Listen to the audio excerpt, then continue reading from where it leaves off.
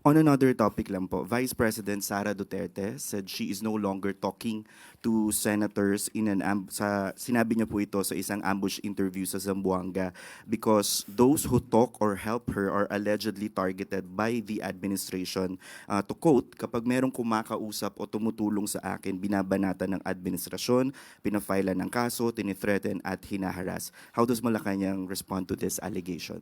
It's another story telling a lie.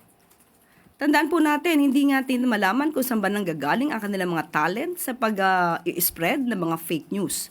Nauna na pong nagpakalat ng fake news ang Vice Presidente patungkol sa di umanong pagkaing baboy lamang ang 20 pesos na bigas na ipapamigay or rather ibibigay at ibibenta sa mas murang halaga ng Pangulo through Kadiwa Centers.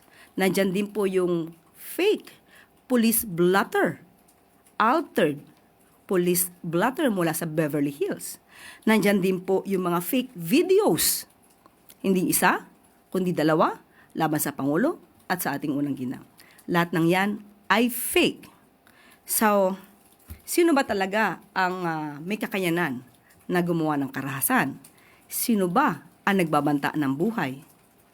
So, sa ganyang mga statement, just tell it to the Marines.